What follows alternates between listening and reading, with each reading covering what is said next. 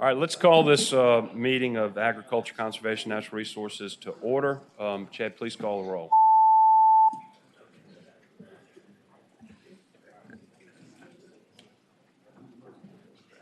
You have a quorum, Mr. Chair. Thank you. All right, first on the sign-up sheet is Delegate Tyler, whom I believe is not here. Delegate Tyler has House Bill 2201, and it deals with FOIA exemption for trade secrets, which we've done a great deal of work on. And I think the proper thing to do with this would be to send this to the FOIA Council, let them vet this bill before we take any action on it, if everybody agrees with that. We need a motion. Chairman, I would move that it be, what's the bill number? 2201. 2201 be referred to the FOIA Council. Can we do it that way, Chad? We have to do pass by indefinitely. Pass by and request the chairman send a letter to the FOIA Council. All right, motion properly seconded to pass the bill by indefinitely with a chairman to the FOIA Council to study this bill. All please open the roll.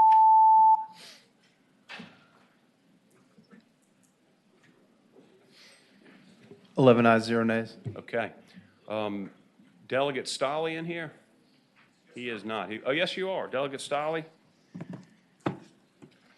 You have House Bill 2047. 2047. Okay, tell us about it.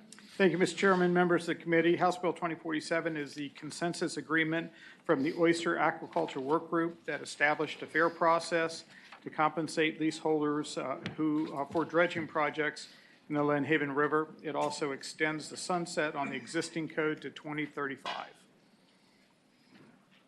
Any questions for Delegate Stolley? Delegate Stolley, I have a question. Yes, sir. I can't put my hands on the bill right now as I'm trying to find it, but as I looked at this, I know there's a new process regarding oyster grounds that have a beneficial purpose, and there's a way to petition the court with regard to fair market value, but I didn't see in the bill a way to petition the court to determine the reasonableness of the take. And the commissioner actually does the take. Is there any provision in that bill for a leaseholder to appeal the reasonableness of the take to a court of law? Mr. Chairman, there were two bills that came out of the Oyster Aquaculture Work Group. There was one that dealt, and I believe Senator Mason may have carried that version of it. This one is dealing solely with dredging in the Lynn Haven River, and it does have a specific process in place to set up an arbitration, and then it can go to court if there is no agreement moving forward. But that's only for reasonable compensation for the take. You understand what I mean? In other words, the way you've set this up in the bill, there's a process for a condemned oyster ground, and there's a process for an oyster ground where you can still raise oysters on it. And essentially what you've done is they can go to arbitration. If they don't agree, then the lessee can go to a court to argue about the compensation, what he's going to get paid for the take. But there's no provision in that bill to allow the lessee to go to a court and argue about whether or not the ground should be taken in the first place or how much is being taken. That decision to take the grounds, as I read it, is being made solely by the commissioner of VMRC, who's a fine man, but that's an awful lot of authority to put in him. Do you understand my point? I do understand your point now. I have not seen that. It has not been raised as a concern in the discussions that we had moving forward with this particular bill. Am I reading it correctly? I'm looking at paragraph D, line 40 on mine, and it does talk about the beneficial use of the planting ground. I would, and then it gets into the process from the commissioner and then arbitration.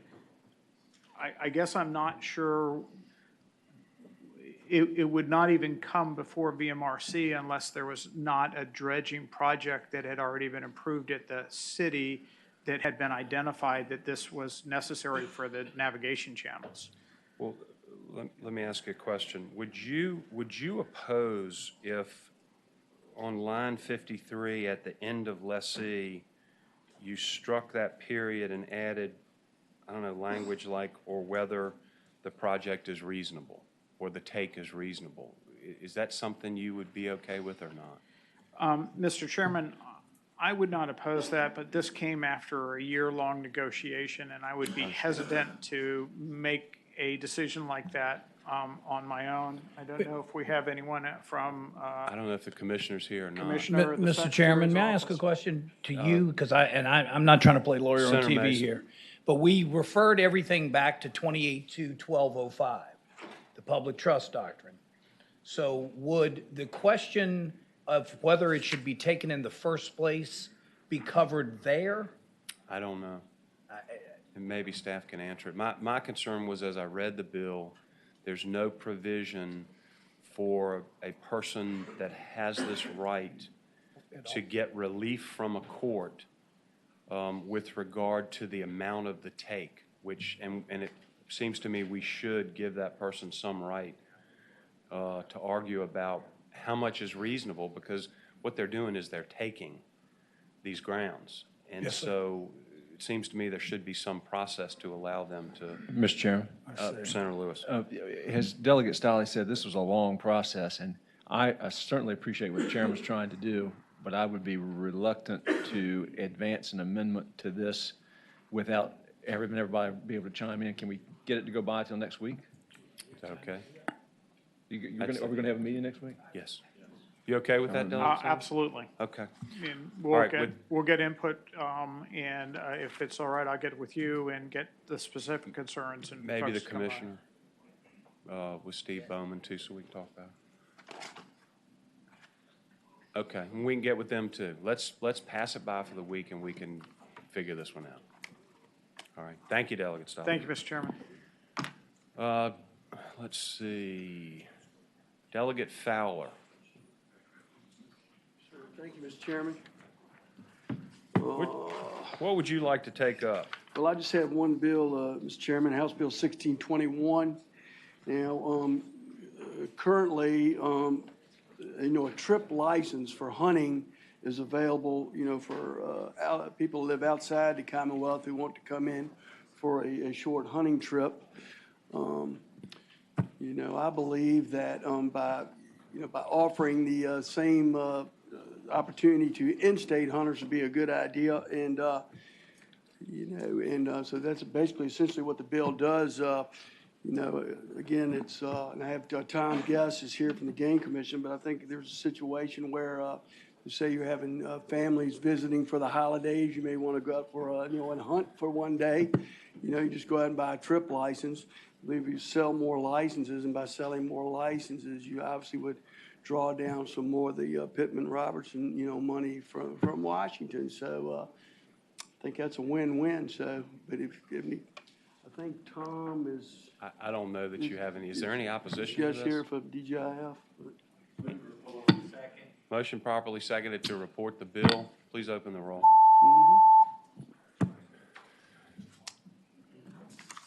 Thank you, Delegate Fowler.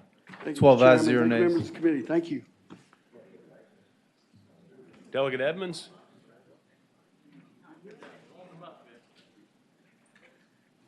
You've got a couple bills. Which one would you I like do, to Mr. take up Chairman. first? It doesn't matter, whatever. First one I've got here is 1613. All right, House Bill 1613. Mr. Chairman, House Bill 1613 is relatively simple. It increases the penalty of wanton waste from a Class 3 misdemeanor to a Class 2 misdemeanor. Wanton waste is defined as the allowing of a killed or crippled game animal or non-migratory game bird to be wasted without making a reasonable effort to retrieve the animal. Any what the bill questions does. of Delegate Edmonds? Pretty simple bill. It was a 3, he's moving it to a 2, which is a jail sentence. Okay, I got to ask why. Okay, I appreciate the senator's question. So we in Halifax and probably a lot of South Side area has an issue with spotlighting. Spotlighting, of course, is when you, at It's night. already legal though, spotlighting. Oh, yes, right? sir, that's correct. Right. But what they're doing is and sometimes it's vindictive, actually. They'll shoot the animal, they make no effort at all to retrieve it, leave it in the field. And so it just, of course, that in itself right now is against the law, but it's not, I'm not gonna say it's not enforced, but it's not brought up. And it's Okay. not, people do it so much that it apparently is not a deterrent, what we have in place. So that's why, hopefully this will be more of a deterrent, because I just think that is the most abominable Okay, crime got it. against wildlife I can think of. Thanks. And I didn't get any requests from finance on this, even though there would be a Woodrum impact because it's going from a non-jailable offense to a jailable offense. They typically do. They typically just put $50,000. Well, maybe you're right. Is that correct? Okay, okay. Motion properly seconded to report the bill. Please open the roll.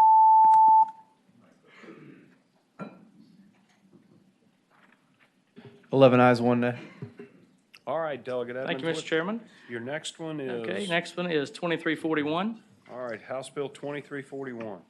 Mr. Chairman, that bill was brought to me at the request of the Department of Forestry and the agency that it allows the Society of American Foresters to certify the credentials of the university program as meeting their forester standards before allowing a graduate of the program to call themselves a forester. And if you look on, it also on line 17 of the substitute, it declares that no person shall be appointed by the governor to serve as state forester unless he meets the requirements of the above. Okay. Just because I'm going to try to help you here, is there anybody opposed to this? Motion properly seconded to report the bill. Please open the roll. Up. Oh, darn it. Well, you want to ask it, and then we'll see if we need to. Okay, okay. I'm sorry, Senator. That's all right. All right, Delegate Edmonds, I think that takes care of it. 11 ayes, 0 nays. Thank you, Mr. Chairman. Yes, sir. I appreciate it. Thanks, Committee. Delegate Ora, Good afternoon, Mr. Chairman.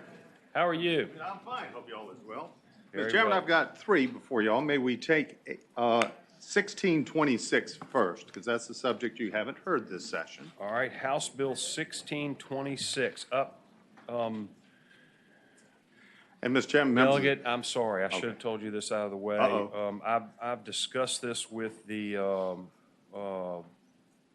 Chair of Courts of Justice, and I I'll think bet they might want to see it. we is what need to you're about refer tell. that. You know, Okay. probable cause is a very All righty. defined term under the code, and I think- Delegate Bell gave me them magic words, but I hear you, it's okay. Well, we need to let's let that. So It's okay. do we have to have a motion? Can we just do that by voice vote? Got to be a motion. Okay, there is a motion to re-refer to the Courts of Justice. Senator Ruff seconds that. Please open the roll.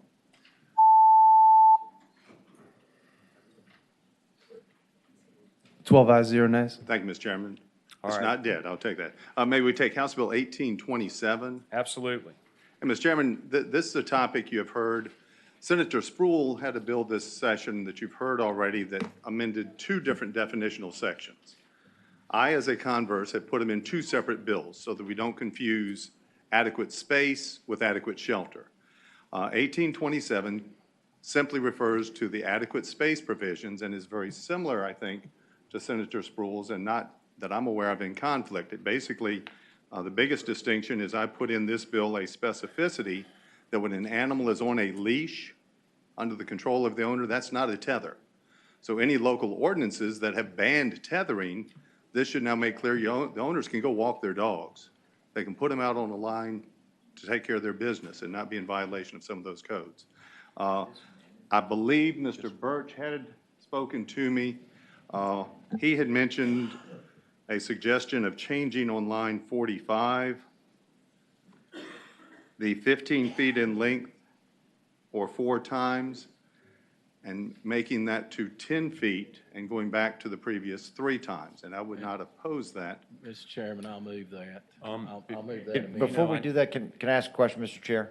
Senator Peterson. I know we've had bills on tethering of animals and leaving animals outdoors from Senator Sproul. Can you remind me, can staff remind me which one this would match up with, 1827?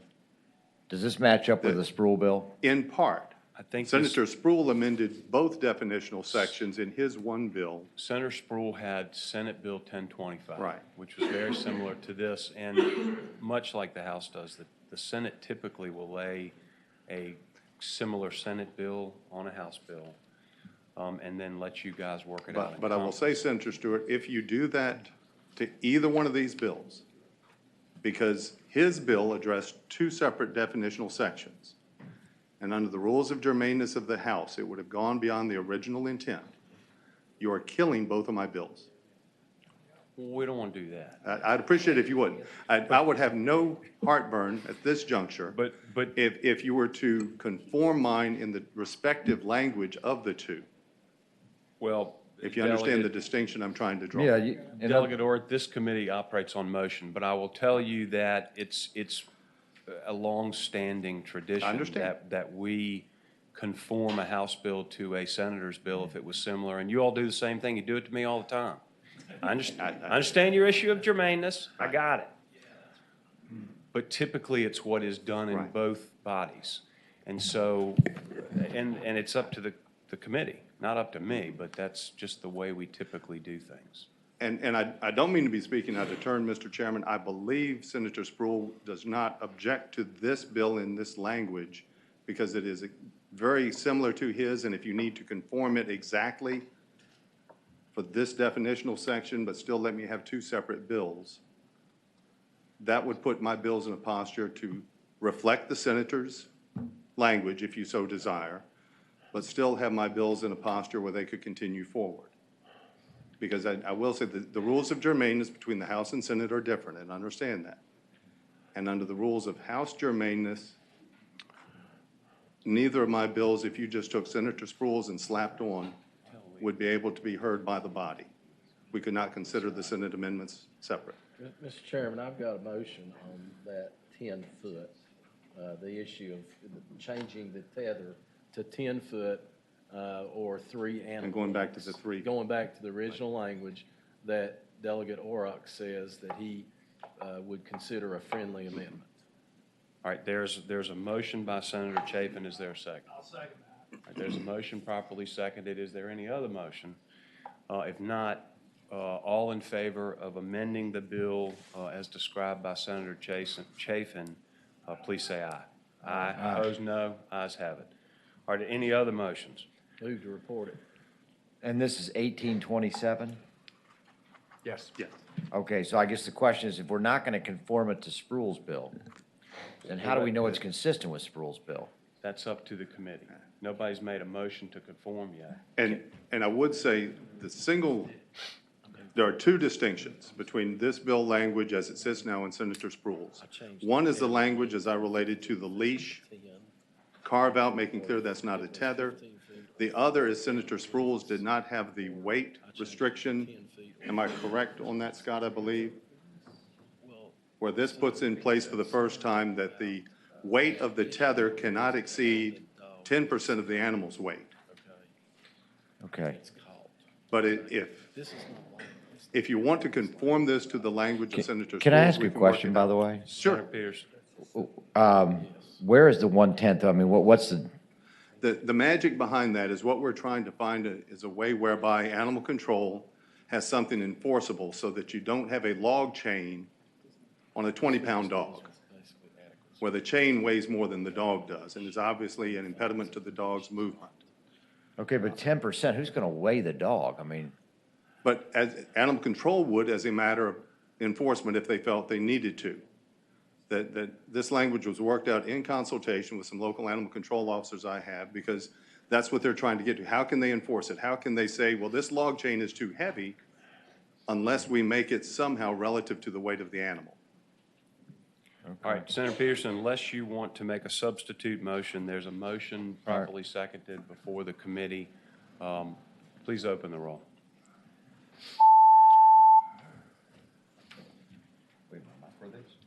No. No. Sorry, Delegate Orr. All right. 4 ayes, 8 nays, 1 abstention. Okay, you got one more. Yes, sir, Mr. Chairman. This is very simply an amendment to the adequate shelter provision. When this bill was considered last year between my version and Senator Spruill's, and Senator Spruill's this year, it only addresses an animal in his version that is on a tether. Okay? Mine tries to afford protections for all dogs regardless of the circumstances. The two are in conflict now, candidly. I rest at the will of the committee. I mean, if you want to just kill this one, that's, Move to kill. So, I mean, Mr. Chairman, make a motion. Mr. Chair. The intent of this legislation, right now, animal control cannot intervene and go on someone's property unless they see actual suffering from the animal. Right. My language says if they see that the doghouse does not provide protection enough so that the snow doesn't blow in, so that the wind isn't blowing in, they can then intervene before they have to confiscate the animal, before the animal's Okay, suffering. Bobby, Peterson. if we were to conform this one to Spruill's, wouldn't that at least get you into conference? If you put all of Senator Spruill's language on this one, including the tethering, the adequate space, it's dead as well. Well, it won't be because, Okay. well, Because this bill only addresses a change to the definition of adequate shelter. okay, one further question, Mr. Chair?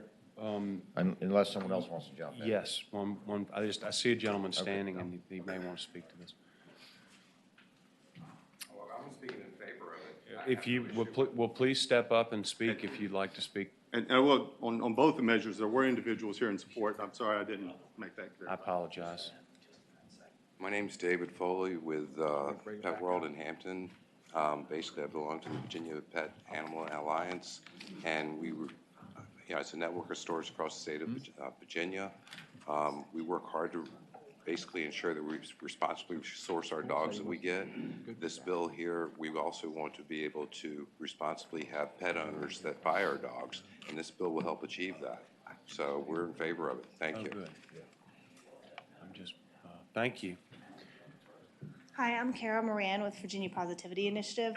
This bill would be integral for our animal control officers, but it would also be very applicable to our, Virginia does unfortunately have illegal backyard puppy mills. So this would help greatly with the inclement weather. So thank you. All right, thank you.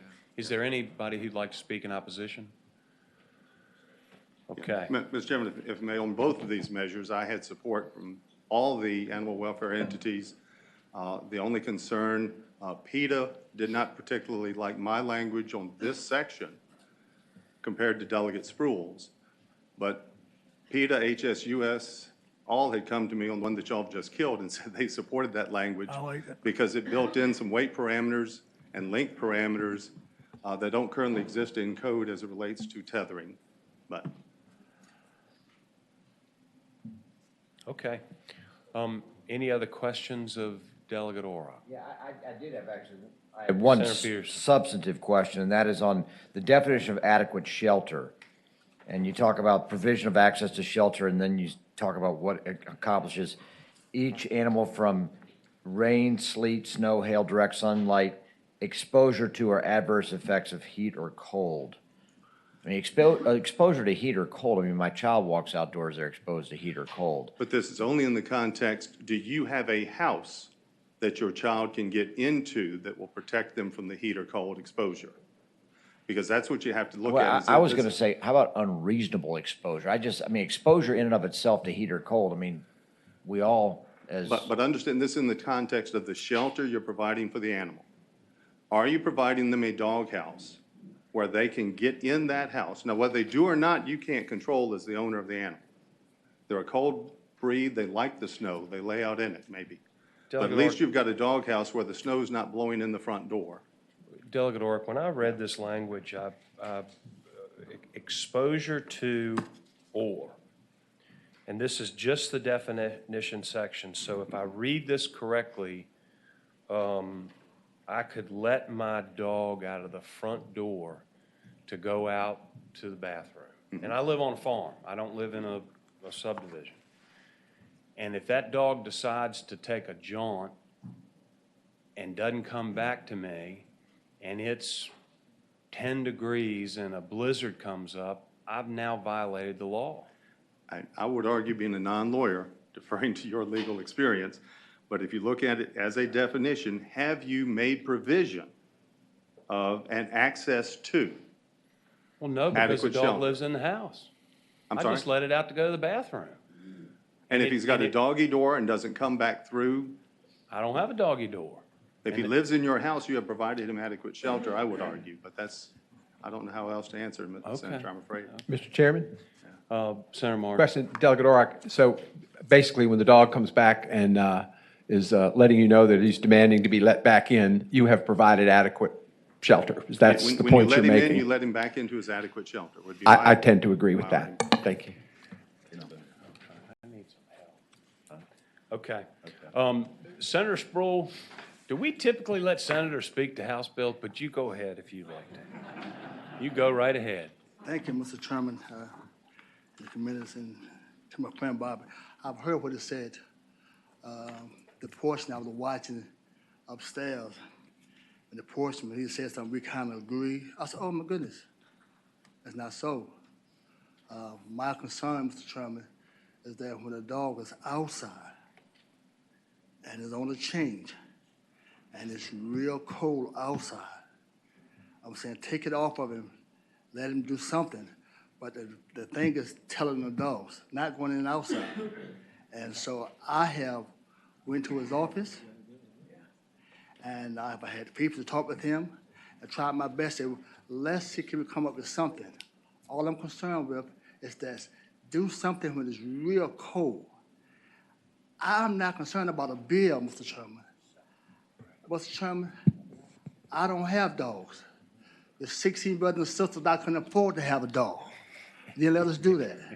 But, so I questioned, I said, well, what can we work together? I have tried, and my friend right here, I guess he was so sure that no compliment at all. I said, tell me, give me something. We have struck this thing to the bare bones, to the bare bones.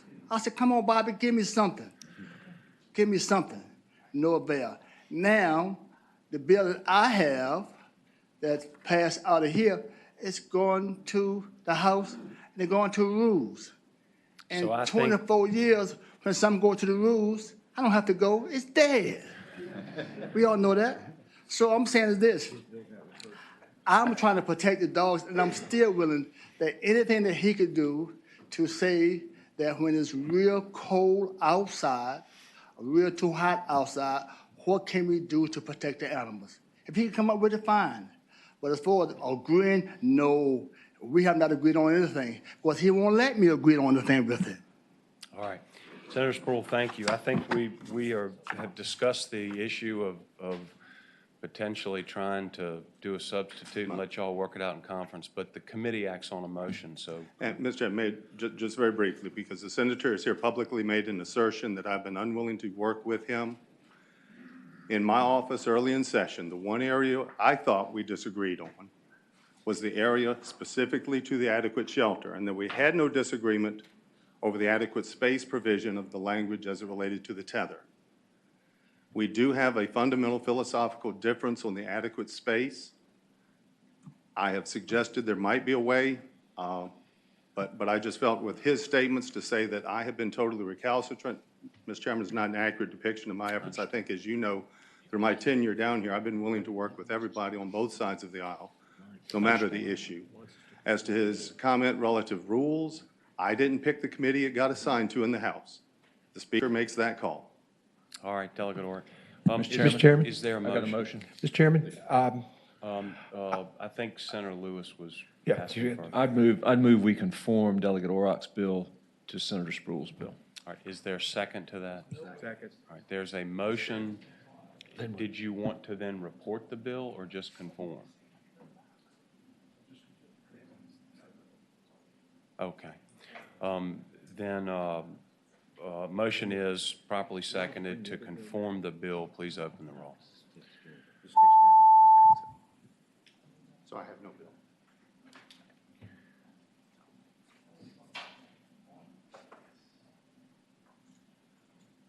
7 ayes, 5 nays.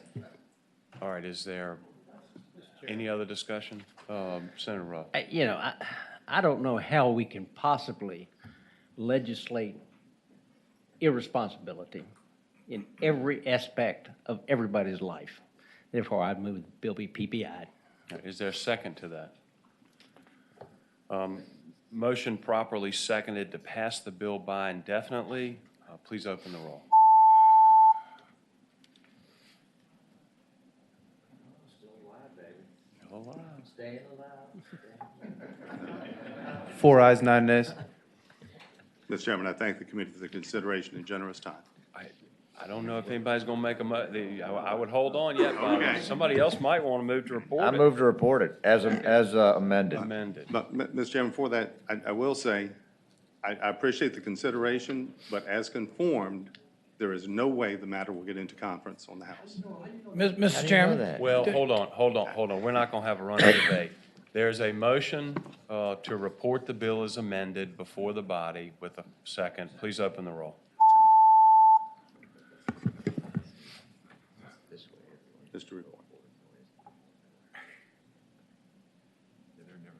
All right. 8 ayes, Delegate 5 Orr. nays. You got Thank you, Mr. something Chairman. of a bill anyway. Thank you. Thank you. Nice to see you.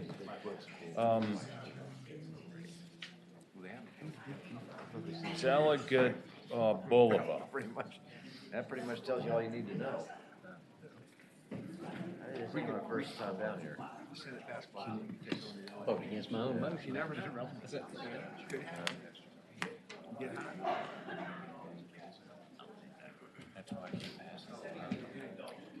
Delegate Boulevard, how are you? I'm doing very well, thank you, Mr. Good. Chairman. What would you like to take up? Not to take up a dog tethering bill. And we appreciate that You're very welcome. much. This is You a know, House we- bill. We actually have adopted a rule in the Senate that if you bring a dog bill, we're going to buy you a shock collar for next year. This is House Bill 1715, and what this does is it provides the Department of Conservation and Recreation a little bit more flexibility with regard to the maintenance and management of dam structures. And so really quickly, in general, dams and woody vegetation like trees and shrubs aren't a good mix. And the code reflects that. It actually has an absolute prohibition saying that you can't have that kind of woody vegetation on the slopes or a toe of a dam. However, it doesn't take into account that there are actually dams that are very specifically designed to accommodate that woody vegetation, particularly when that impoundment is being used for something like a wetlands mitigation bank, similar structure, where the woody vegetation is actually important to the function of that. In fact, we actually have dams currently in Virginia that do that, that have been approved by DEQ and also the Army Corps of Engineers, hence the need for this bill. And so all this does is make it clear that under those circumstances, DCR doesn't have to force you to cut out that woody vegetation that's already been approved. Does everybody understand this bill? I would point out, if I might, somebody may want to make a motion. I was an English major. On line 15, it says trees and plants that is growing. I think that should be an R. Oh, yeah. Sorry, but, yeah, it's R.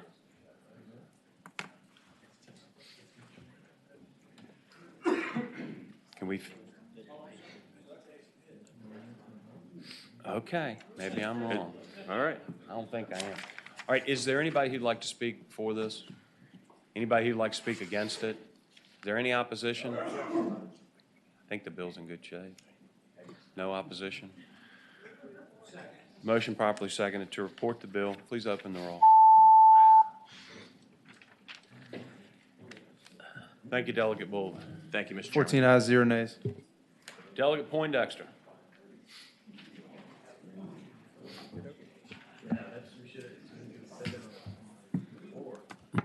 Thank you, Mr. Chairman, members of the committee. I have two bills. Which would you like to take up first? 2611, if that suits the chair, HB 2611, you're probably Yes, more sir. familiar House with Bill that. 2611. The topic All is right, cap well, and pay trade attention to on Delegate Poindexter. CO2 emissions in the electricity sector.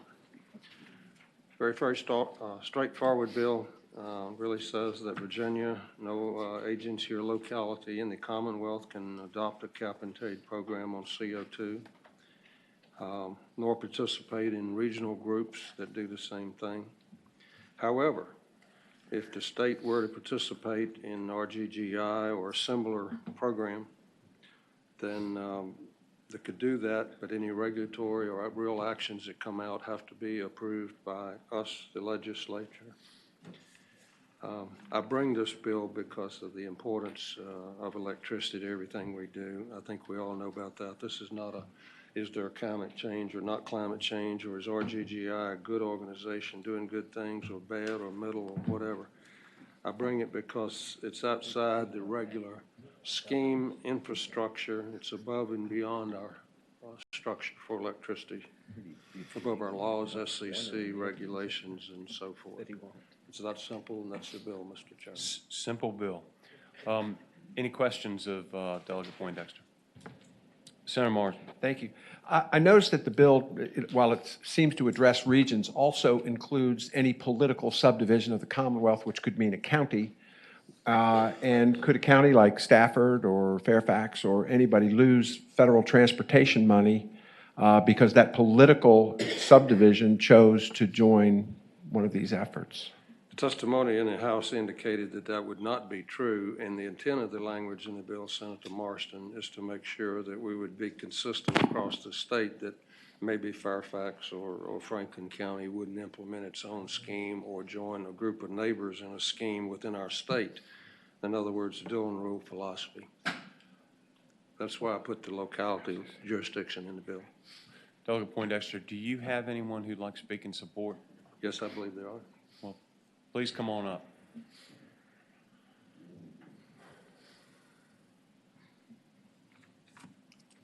Mr. Chairman, Brett Vassy, CEO of the Virginia Manufacturers Association.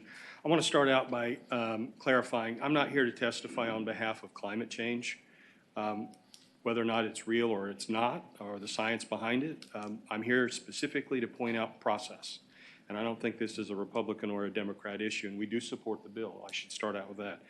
We are a participant in the rulemaking process that was established by the administration. I have 6 points I want to relate to you and why this bill is important and why this is the responsibility of this General Assembly. Number one, Virginia Code Section 10.1.1308A already states that proposed regulations that are more restrictive than federal requirements need to be a decision of the Virginia General Assembly. We've already got a code section stating that.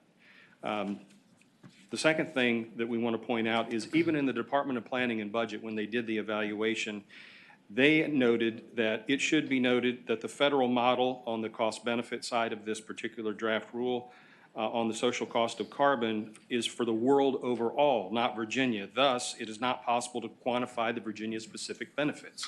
We've never adopted a regulation without a Virginia-specific benefit, even in the SO2 days.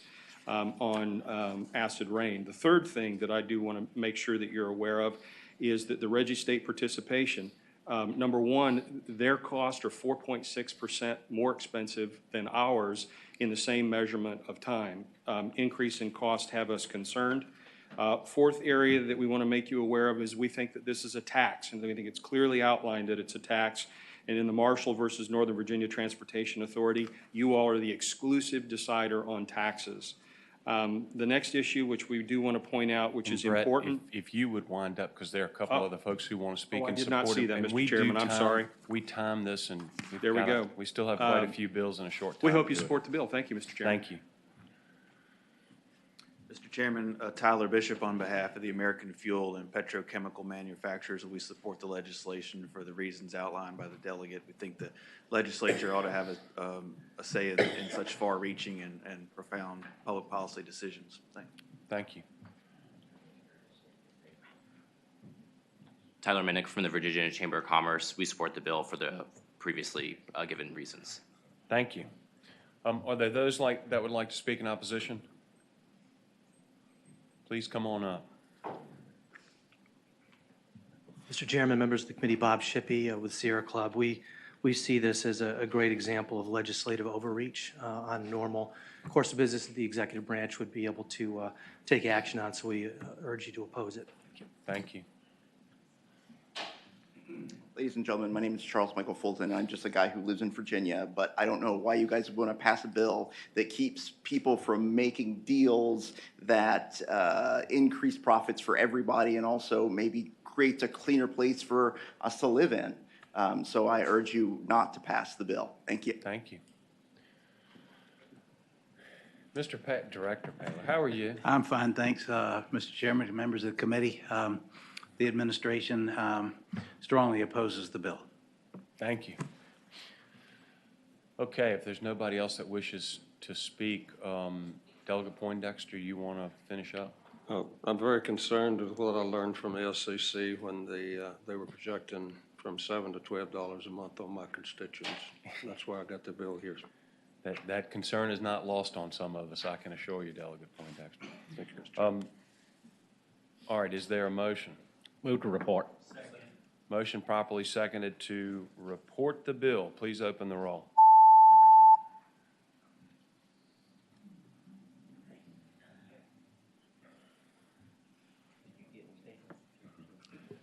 Eight ayes, 6 nays. All right, Delegate Poindexter, you have another one. Thank you, Mr. Chairman. My second bill is House Bill 2269. All right, House Bill 2269. Very similar bill, except it's addressing the transportation sector. There is a relatively new Transportation and Climate Initiative group consisting of the same Northeast states. And while there's not a lot of information available on them yet from their own publication, their desire is to put a cap and reduce carbon emissions from the combustion of transportation fuels through a cap and invest program. Very similar to cap and trade, if you would. So to me, we're facing the same issue here. Regional groups doing something, we don't know what, we have no control, we have no participation. Mr. Chair. Senator Peterson. Delegate, what happens if the Environmental Protection Agency, say, declares this a non-attainment for air quality, which they've already done, by the way, in Northern Virginia, and basically requires us to do things like have our cars inspected for emissions, which they've already done? I mean, how can we pass a bill that basically prevents us from actually responding to the federal government on this very issue? We don't join, Senator, the purpose is to not join groups that do this. The purpose is for that to come to us for resolution, us being the legislature. Further questions, sir. Senator Peterson. If we have to qualify, for example, for federal funding, for federal transportation funding, and we have to show that we've taken certain steps for air quality, are you saying that we'd have to go to the General Assembly to do that? Well, it'd have to come through the legal structure here rather than being implemented by an external group is the point of the bill. Okay, final further question. Senator Peterson. When you say an external group, are you talking about the EPA, federal? No, I'm talking about something like TCI, group of states, or something outside government. Mr. Chairman?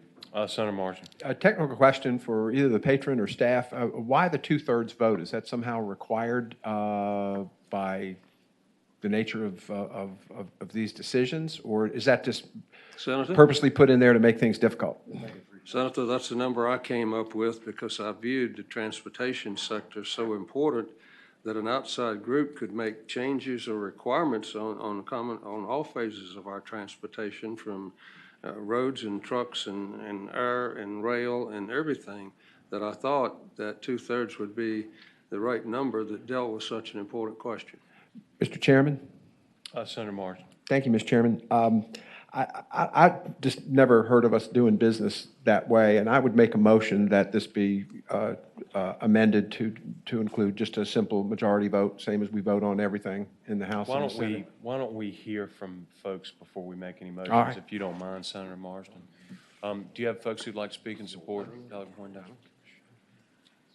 Come on up. Mr. Chairman, Tyler Bishop on behalf of the American Fuel and Petrochemicals Manufacturers. We support this legislation for the process issue that the delegate is trying to address, because the underlying policy issue is so important. Transportation affects every segment of our economy and our society as a whole, and we think it's important for the legislature to be involved in this process. Thank you.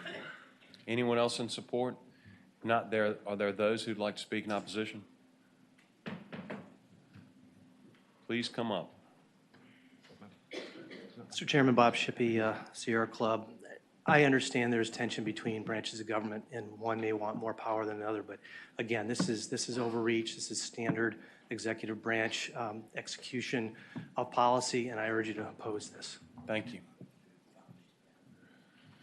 Hello again, I'm Charles Michael Fulton, again, just a guy from Virginia, and I don't see why the legislature should try to make it more difficult for the state to get involved in schemes that might make it easier for me to drive and not feel so guilty about it. Thank you. Thank you. Good afternoon. Trip Pollard with the Southern Environmental Law Center. Transportation is the #1 source of carbon pollution in Virginia, and so we believe this is a good bill.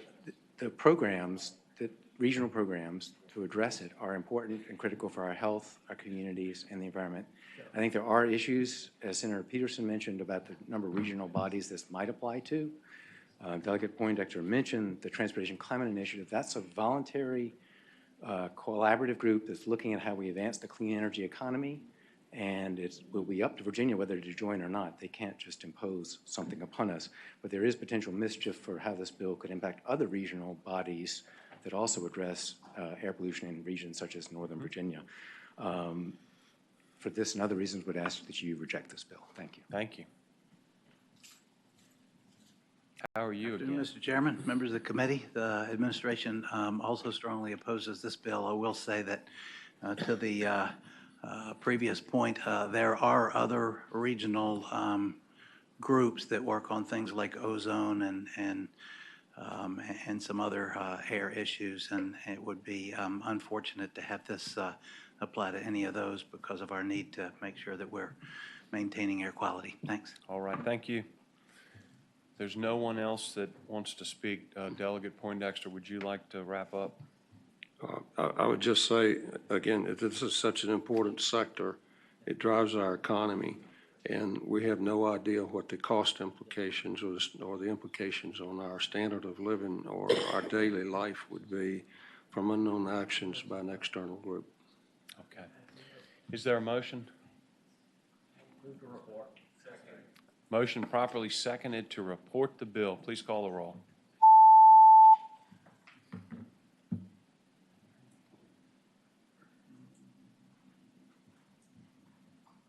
8 ayes, 6 nays. Thank you, Delegate Poindexter. Members of the committee. Delegate, unless you all want to defer to Delegate Pogge, who's on there. Delegate Pogge? Delegate Pogge? Yeah. Thank you, Mr. Chairman. I have two bills. What would you like to take first? Oh, let's do alpacas. I'm sorry, which one? That is House Bill 2689, and it is in the amendment in the nature of a substitute. Could you distribute that substitute? Senator Stanley moves and Senator Hanger seconds adoption of the substitute. All in favor, please say aye. Aye. Opposed, no. The ayes have it. Thank you, Mr. Chairman. Basically, all this does is it adds alpacas or vicunas to the code under the listing of what is defined as livestock. That's all it does. The reason we needed the substitute is because we found there was another code section that had to be amended as well. Any questions of Delegate Pogge? Do you have anybody like to, oh, I'm sorry. Was there a question? I got a question. Senator Peterson. What's an alpaca? I've heard the name before, but is it like a camel or something? It's a llama. It's like a llama. It's related to the llamas. But we had some vicious dog attacks with a herd of alpacas in my county. And there was, when they went to court to get recompense for the dead alpacas, there was no standing because it was not listed in Virginia code as livestock. So it's a very popular breed of animals that you can shear and make sweaters and socks and different things out of. And there are some people who have herds of up to 100 alpacas. I think they came from South America. I think we need to encourage Senator Peterson to get out of Fairfax Well, County a little bit. I was gonna say- I thought I'd have to go to Peru or There's a something. great big world out there, Senator Peterson. Mr. Chairman, I was going to say that while we don't have stores that sell alpaca goods in our district, I'm confident that Senator Peterson does in his. But this may help you get one. All right. Would just anybody oppose this first? I don't think so, but, okay, there's a motion properly seconded to report the bill. Please open the roll. Peters. All right. 14 ayes, 0 nays. All right, you got one more, Delegate Fogey. One more. This may take some splaining. This bill is House Bill 2256. There are amendments to it. And what the amendments do is actually put it back in its original form because it was amended in the House due to some misunderstandings. And what the bill does is it exempts animal products or pet treats, basically, that have any part of the cannabis plant in it under the purview of VDACs. And I've worked extensively with VDACs on this. They want to be relieved of this responsibility. And that basically is pertaining to dog treats with CBD oil. Okay. Is that for dog pain? I'm sorry. Dog pain, yes. Okay. All right, Dave, you have amendments to report? Dog brownies. Mr. Chairman, we have two line amendments, and they're both doing the same thing. On lines 17 and 18, we're returning the original language that was there, so striking the words industrial hemp and reinserting any part of the cannabis plant. That's on line 17, 18. And then the same thing at the end of 18? Yes, Mr. Chair. Okay. Everybody understand that? All right, motion properly seconded to, oh, by the way, Stanley seconds it, to amend it as described by staff. All in favor, please say aye. Aye. Opposed, no. The ayes have it. Is there anybody who opposes this? Is there a motion? Motion properly seconded to report the bill. Please open the roll.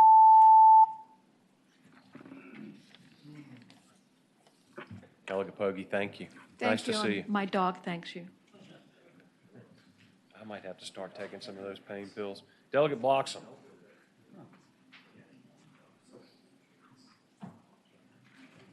Thank you, Mr. Chairman. House Bill 1779. House Bill 1779.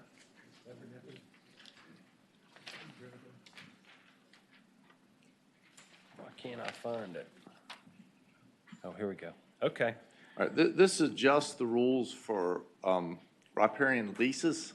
This is actually a product from the Lynn Haven Oyster Group, which met 2 years ago.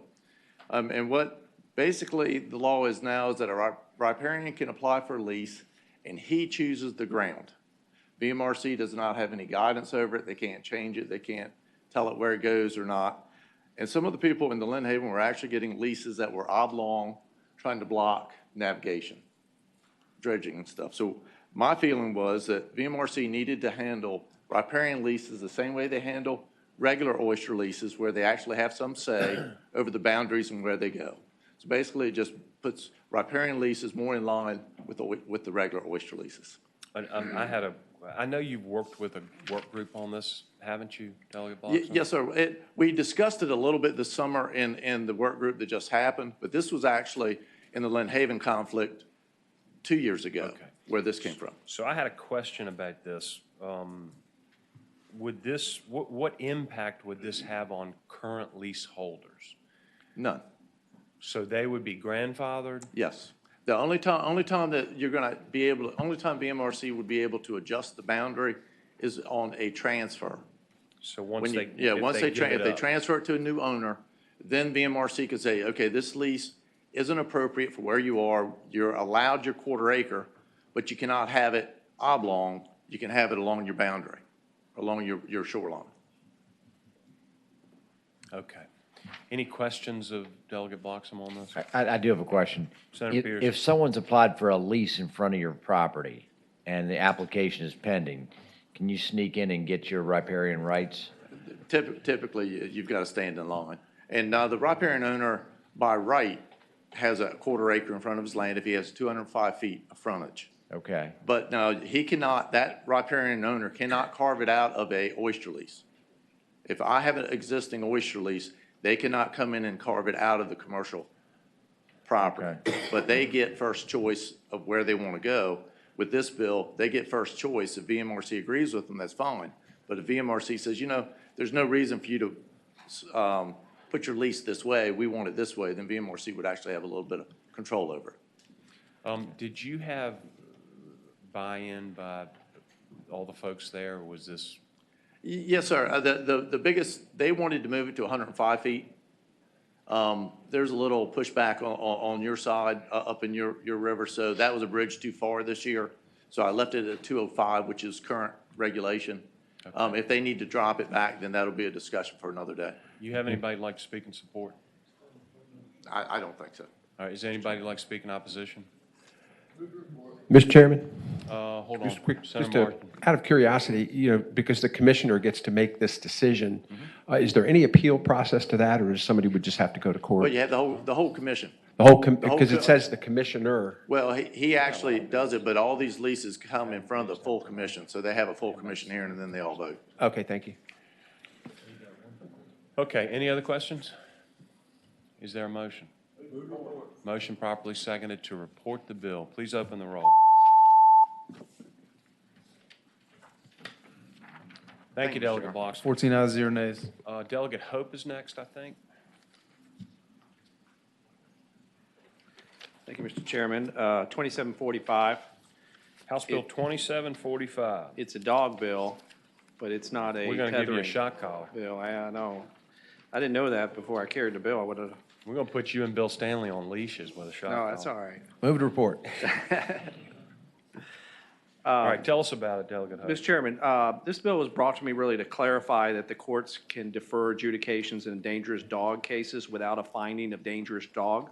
It sets forth specific conditions in the legislation on the owner of the dog pending the deferral. If the dog owner meets those conditions, the case would be dismissed. This just lets a judge take a dangerous dog case under advisement and imposing conditions on the owner of the dog, and if they violate those conditions, then it's probably too bad for the dog. You said it better than me. Everybody understand this Yep. bill?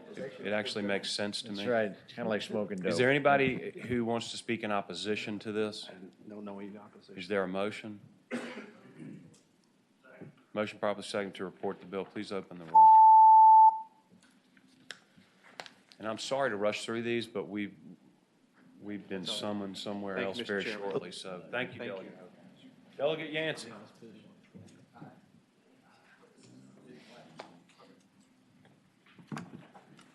Delegate Yancey, you have 2796.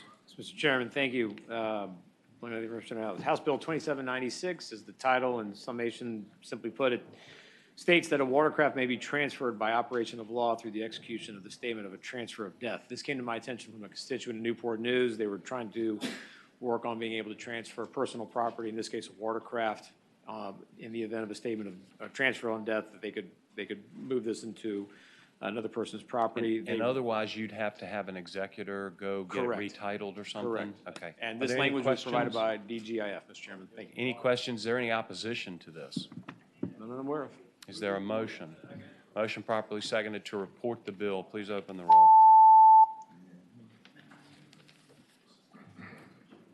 You may get it for you. 13 ayes, 1 nay. Thank you, Mr. Chairman. Thank you, members. Thank you, Delegate. I want you to talk about it. Delegate Ferris. That's right. Give me something to do. Yes, sir, Mr. Chairman. And House Bill 1696. House Bill 1696. It just authorizes the killing of a nuisance species on private property by the owner of such property from a stationary automobile or vehicle. Mr. Is that Chairman, illegal? Mr. Chairman, I will be Currently? back. I don't think so, but I was On advised a it private could be. road? So you talking about on a private road or a public road? On private property, on the landowner's So you're property. telling me it's currently unlegal to sit in a car, and if you see a coyote, you shoot that coyote out of your vehicle, that is illegal? Yes, sir, Mr. Chairman, I understand that that is currently illegal. Okay. And Is there any opposition to this that you're aware of, Delegate? I'm not, but I will say that next year, we'll probably be changing the code to nuisance species to include lawyers from Franklin County. You know what? You were doing really well, too. Oh, my gosh. All right, if there's no opposition, is there a motion? Hey, don't worry, Delegate, I got your case continued, so you don't have to worry about being in court. Senator Stanley, you are out of order. Motion properly seconded to report the bill. Please open the roll. Thank y'all. Thank you. 14 ayes, 0 nays. All right, Delegate Ware had, what was his bill?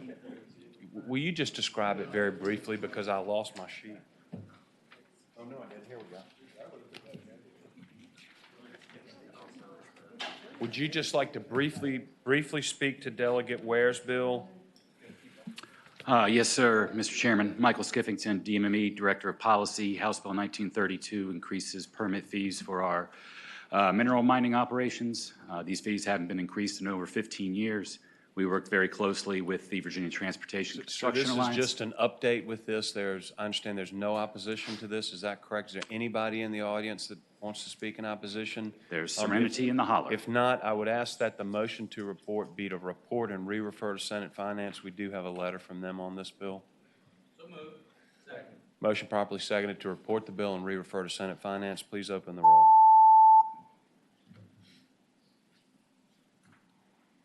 Thank 13 ayes, 1 nay. Thank you. Chad or Dave, is that it? 1839. Oh, we've got Delegate Marshall's bill. Do you, anybody want to speak to that briefly? I think most of us have a handle on that. Are there any amendments necessary? Okay. All right. No, it needed line amendments, as I understand. So 1839 is the Farm Bill Industrial Hemp, and it's got an emergency clause, but it's to conform it essentially to the Farm Bill federal law. Dave, could you report those amendments, please? Yes, Mr. Chair, there are two amendments. The first one in line 1,277 after the number 5, so this is the enactment clause section, we insert a new enactment clause that says that the Secretary of Agriculture and Forestry and the Secretary of Health and Human Resources shall, by November 1st, 2019, report to the General Assembly on the appropriate standards, if any, for the production of an oil with a tetrahydrocannabinol concentration of no greater than 0.3% that is derived from industrial hemp as defined in Section 3.2-4112 of the Code of Virginia, until such report is made and such...